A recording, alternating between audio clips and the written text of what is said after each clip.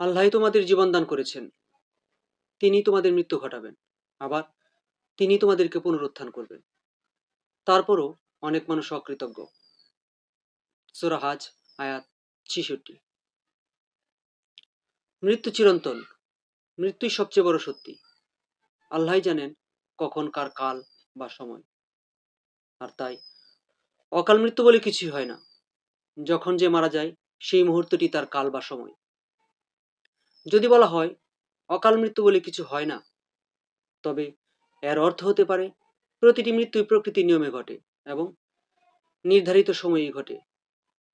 এই ধারণাটির সময় জীবন ও মৃত্যুর গভীর উপলব্ধির সঙ্গে যুক্ত।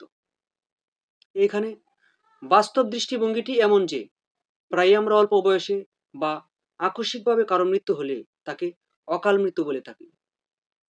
কিন্তু প্রকৃতপক্ষে জীবন ও মৃত্যু এমন এক অনিবার্য চক্র যা আমরা পূর্বানুমান করতে পারি না। প্রত্যেক জীবনের নিজস্ব একটি সময়সীমা রয়েছে এবং সেই সময়সীমা পূর্ণ হলে মৃত্যুও ঘটে।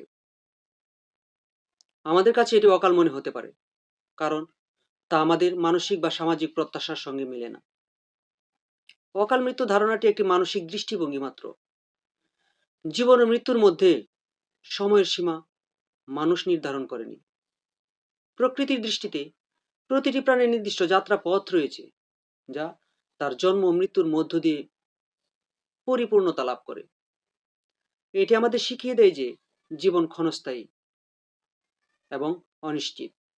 তাই মৃত্যু কখনোই অকাল নয়, বরং এটি একটি স্বাভাবিক প্রক্রিয়া যা জীবনেরই অংশ। আমাদের অকাল ধারণা আসলে সুখ ও ব্যথার ফল।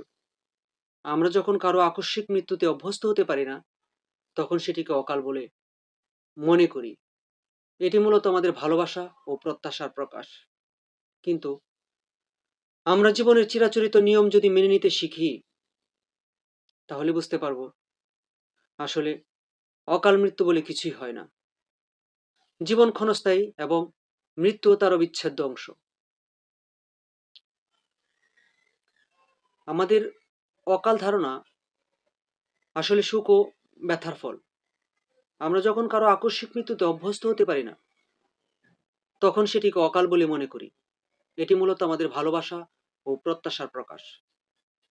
কিন্তু যদি আমরা প্রকৃতির চিরাচরিত নিয়ম মেনে নেই বা মেনে নিতে শিখি, তাহলে অকাল মৃত্যু বলে কিছুই থাকবে না। জীবন ক্ষণস্থায়ী এবং মৃত্যু তার অবিচ্ছেদ্য অংশ।